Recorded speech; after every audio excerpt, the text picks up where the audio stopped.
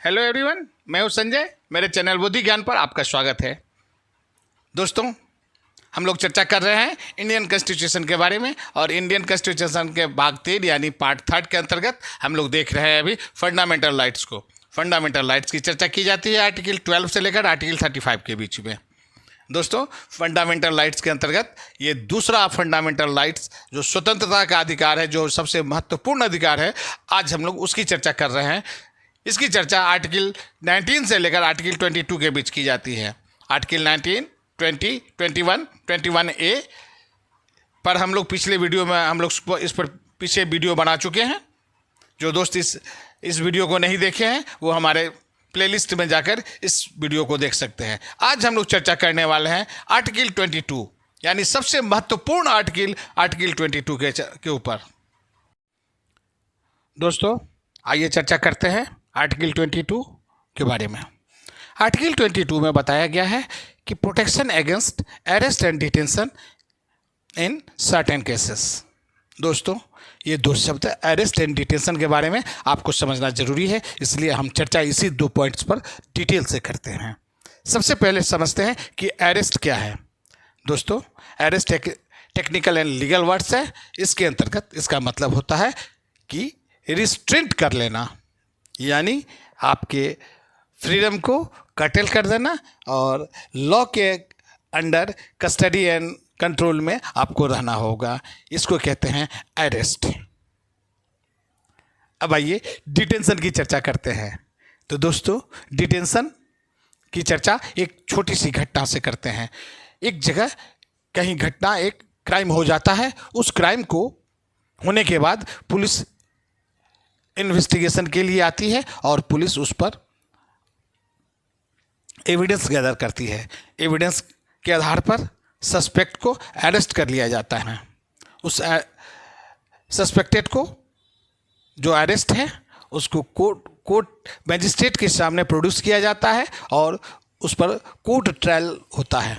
Court trial के दौरान उसे गिल्टी साबित किया जाता है, यानी कन्विक्टेड कर दिया जाता है। कोर्ट द्वारा उसे सज़ा दी जाती है, जिसे जेल के तौर पर उसे सज़ा हो जाता है। जेल के तौर पर सज़ा होना यानी उसे डिटेन कर लेना, यानी इस प्रकार के डिटेंशन को हम कहते हैं प्यूनिटिव डिटेंशन। दोस्तों, क्राइम हो जाने के बाद जो डिटेंशन होता है उसको कहते हैं प्यूनिटिव डिटेंशन।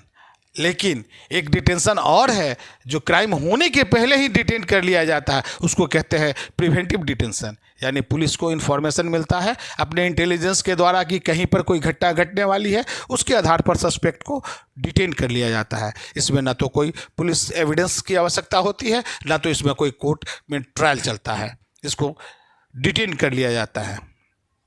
दोस्तों, ये प्रिवेंटिव डिटेंशन कोई सज़ा नहीं होती है। इसको क्राइम को कंट्रोल करने के लिए, क्राइम को होने से रोकने के लिए सस्पेक्ट को उसके पहले ही डिटेन कर लिया जाता है। इसको कहते हैं प्रिवेंटिव डिटेंशन। प्रिवेंटिव डिटेंशन एक प्रिवेंटिव डिटेंशन एक्ट के अंतर्गत इसे लागू किया जाता है, जबकि किसी भी ऑर्डिनरी क्रिमिनल लॉ के अंतर्गत प्रिवेंटिव डिटेंशन दिया जा सकता है। दोस्तों, आर्टिकल 22 को में 7 क्लॉज दिए गए हैं। आइए चर्चा करते हैं आर्टिकल 22 के इन 7 क्लॉज के बारे में। Article 22 clause 1, clause 2, clause 3, clause 4, clause 5, clause 6, clause 7, जिसमें आर्टिकल 22 क्लॉज 1 और 2 जो है प्यूनिटिव डिटेंशन के बारे में चर्चा करती है, जबकि आर्टिकल 22 क्लॉज 3 जो है ये एक्सेप्शन है आर्टिकल 22 क्लॉज 1 और 2 का। आइए अब दोस्तों समझते हैं। प्रिवेंटिव डिटेंशन के अंतर्गत आर्टिकल 22 क्लॉज 4, क्लॉज 5, क्लॉज 6 और क्लॉज 7 है। तो आइए डिटेल में समझते हैं एक एक क्लॉज को। दोस्तों, आर्टिकल 22 क्लॉज 1 कहता है कि किसी भी डिटेनियों को, यानी डिटेनिंग अधिकारी को किसी भी डिटेनियों को यह बताना होगा कि आप उसे किस ग्राउंड पे अरेस्ट किए हैं। उसका कारण बताना होगा, यानी ground of arrest of ground बताना पड़ेगा। साथ ही उस डिटेनियों को अपने चॉइस का लीगल प्रैक्टिशनर चूज करने का अधिकार है। दोस्तों, हुसैना खातून के केस के अंतर्गत सुप्रीम कोर्ट का यह आदेश है कि अगर किसी भी डिटेन्यू को अगर लीगल प्रैक्टिशनर अगर रखने का इकोनॉमिकली अगर वो सक्षम नहीं है तो उसको स्टेट के द्वारा मुफ्त में लीगल प्रैक्टिशनर मुहैया कराई जाए। ये है आर्टिकल 22 क्लॉज 1। आर्टिकल 22 क्लॉज 2 कहता है कि डिटेन्यू को 24 घंटे के अंदर मैजिस्ट्रेट के सामने प्रोड्यूस करना होगा। अगर 24 घंटा के अंतर्गत अगर मैजिस्ट्रेट के अंतर्गत उस प्रोड्यूस नहीं करता है तो उसे पुलिस को उसे रिलीज करना होगा। इस 24 घंटा में आने जाने का जो समय है वो एक्सक्लूड है। आने जाने का समय हटाकर जो 24 घंटा है उस 24 घंटे के अंतर्गत अंदर ही उसे पुलिस को मैजिस्ट्रेट के सामने डिटेन्यू को प्रोड्यूस करना होगा। अब मैजिस्ट्रेट का पावर है कि उसे वो या तो रिहा करे या तो पुलिस को जेल भेज दे या उसे रिहा कर दे। आर्टिकल 22 क्लॉज 3 कहता है कि अगर डिटेन्यू देशद्रोही है यानी राजद्रोही है या तो दुश्मन देश का है तो उसे आर्टिकल 22 क्लॉज 1 और क्लॉज 2 के अंतर्गत जो भी सुविधा जो प्राप्त है वो प्राप्त सुविधा नहीं होगी। अब आइए चर्चा करते हैं आर्टिकल 22 क्लॉज 4 का। यह जो है प्रिवेंटिव डिटेंशन के अंतर्गत किया जाता है।